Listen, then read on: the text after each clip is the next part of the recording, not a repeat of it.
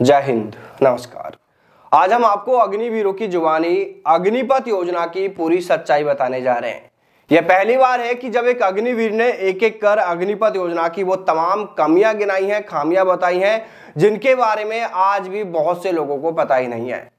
देखिए, सरकार कहती है कि इस योजना को सैन्य आधुनिकीकरण और सेना को यंग बनाने के लिए लागू किया गया है, जबकि इसकी जमीनी हकीकत कुछ और ही है। आइए जानते हैं अग्निपथ योजना की पूरी कहानी एक अग्निवीर की जुबानी। देखिए, अग्निवीरों को पहले साल 30,000 रुपये प्रतिमाह वेतन मिलता है, लेकिन इसमें से 30% कटने के बाद 9,000 आर्मी कॉर्प्स फंड में चला जाता है, जिससे कि उन्हें इन हैंड मिलता है 21,000 रुपये वेतन। दूसरे साल 33,000 इनका वेतन होता है, 9,900 कटने के बाद इनको 23,100 इन हैंड मिलते हैं। इसी तरह तीसरे साल 36,500 सैलरी होती है और 10,900 कटने के बाद 25,500 इनको इन हैंड मिलते हैं। और चौथे साल यह सैलरी 40,000 हो जाती है और 12,000 इसमें से कटने के बाद उनको इन हैंड 28,000 रुपये वेतन के मिलते हैं। अग्निवीरों का कहना है कि हमारी ड्यूटी स्थायी सैनिकों के जैसी ही है, लेकिन वेतन और अन्य सुविधाएं परमानेंट सैनिकों के मुकाबले आधी भी नहीं है। सेना प्रमुख और कई बड़े सैन्य अधिकारी समय समय पर ये कहते रहे हैं, सीख देते रहे हैं कि देश की सेवा पैसों के लिए नहीं की जानी चाहिए, लेकिन वो खुद तो लाखों की सैलरी लेते हैं, रिटायरमेंट के बाद वो मोटी पेंशन लेते हैं। उन्हें भी तो यह सोचना चाहिए कि देश की सेवा पैसों के लिए नहीं की जानी चाहिए।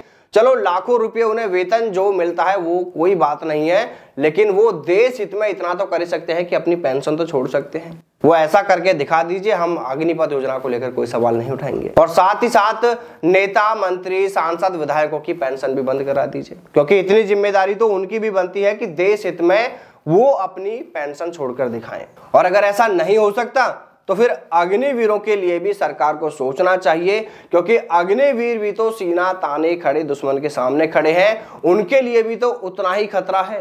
क्या उनका जीवन उतना मूल्यवान नहीं है? तो फिर अग्निवीरों को वेतन व अन्य सुविधाएं इतनी कम क्यों दी जा रही हैं? मोदी जी, राजनाथ जी और हमारे सम्माननीय सेना प्रमुख जी नाराज मत हो जाना, मैं सिर्फ वही बता रहा हूं जो सच है। अग्निवीर का अगला पॉइंट यह है, वो कहते हैं कि सेना में अग्निवीरों और स्थायी सैनिकों के बीच भेदभाव साफ दिखता है। वो कहते हैं हमें स्थायी सैनिकों की तरह सम्मान नहीं दिया जाता है, हमें कमजोर और अस्थायी कर्मचारी की तरह देखा जाता है, न कि एक सैनिक की तरह। वो कहते हैं कि कई बार हमें मजदूरों से भी कम इज्जत दी जाती है, हमसे पूरी ड्यूटी ली जाती है, लेकिन स्थायी सैनिकों जैसा सम्मान और सुविधाएं अग्निवीरों को नहीं मिलती हैं। क्या हमारी देशभक्ति 4 साल के कॉन्ट्रैक्ट तक ही सीमित हो जाती है? देखिए, ये आरोप एक अग्निवीर के हैं, इसमें कितनी सच्चाई है हम इसकी पुष्टि नहीं करते हैं। अग्निवीर का कहना है कि हम में से कई अग्निवीर कारगिल, लद्दाख और अन्य दुर्गम इलाकों में तैनात हैं, जहां से दुश्मन की सीमा बहुत नजदीक है, लेकिन फिर भी हम निडरता के साथ दुश्मन का मुकाबला करने के लिए पूरी तरह तैयार हैं। किसी भी वक्त हमारे साथ कोई भी घटना हो सकती है, जिसकी हमें बिल्कुल भी परवाह नहीं है, क्योंकि बचपन से ही हमने सेना ज्वाइन कर देश सेवा का जज्बा जो पाले हुए हैं। लेकिन अगर हमें कुछ हो जाता है तो हमारे बाद हमारे परिवार, हमारे माता पिता का क्या होगा? उन्हें तो ऐसी कोई सुविधा भी नहीं मिलती है जो एक परमानेंट सैनिक के वीरगति को प्राप्त होने पर उनके माता पिता को मिलती है। अगर हम वीरगति को प्राप्त हो जाएं तो न तो हमारे माता पिता को पेंशन मिलेगी और ना ही कई और ऐसी सुविधाएं मिलेंगी जो एक परमानेंट सैनिक के वीरगति को प्राप्त होने पर मिलती है।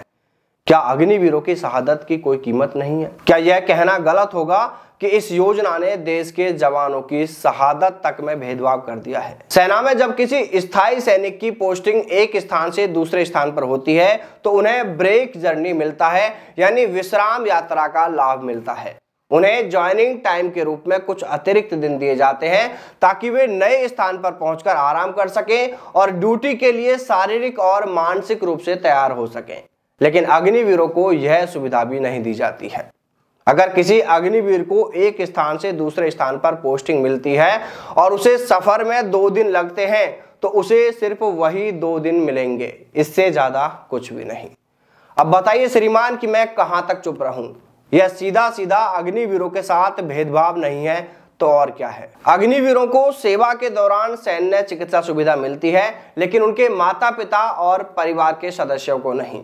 जबकि स्थायी सैनिकों के माता पिता और परिजनों को सेवा में रहते हुए भी और रिटायर्ड होने के बाद भी ECHS के तहत फ्री मेडिकल सुविधाएं मिलती हैं, लेकिन अग्निवीरों के परिवारों को कुछ भी ऐसी सुविधाएं नहीं मिलती हैं। और तो और जनाब, 4 साल की सेवा के बाद तो खुद अग्निवीरों तक को इस तरह की किसी चिकित्सा सुविधा का लाभ नहीं मिलेगा। स्थायी सैनिकों को सरकार और बैंकों से विशेष लोन सुविधाएं मिलती हैं, अलग अलग स्कीमें होती हैं, लेकिन अग्निवीरों को ये सुविधाएं भी नहीं मिल पा रही हैं, क्योंकि अग्निवीरों की नौकरी सिर्फ 4 साल की है। इसलिए बैंक भी उन्हें लोन देने से मना कर देते हैं, उन पर वो भरोसा नहीं कर पा रहे हैं। 4 साल बाद अग्निवीरों का कोई भविष्य तय नहीं है, न तो कोई उनके लिए स्थायी नौकरी मिलेगी, ना पेंशन मिलेगी।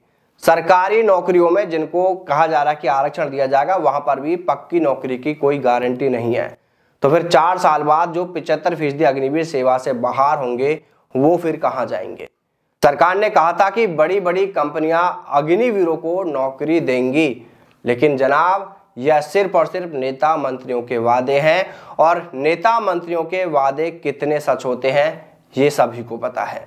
देखिए, आज सवाल ये सिर्फ मेरा नहीं है, हर उस अग्निवीर का है जो इस योजना के तहत भर्ती हुए हैं या जो भर्ती होने की तैयारी कर रहे हैं। इसलिए सरकार को चाहिए कि अग्निवीरों को भी स्थायी सैनिकों जैसी सुविधाएं दी जानी चाहिए।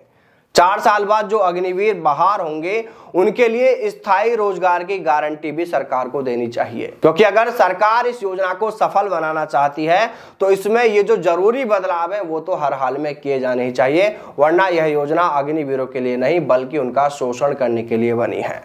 दोस्तों, आप अग्निवीरों की इन बातों से कितना सहमत है, किस बिंदु को लेकर आपके क्या विचार हैं, आपकी राय कमेंट करके जरूर बताएं। जय हिंद, जय भारत, वंदे मातरम।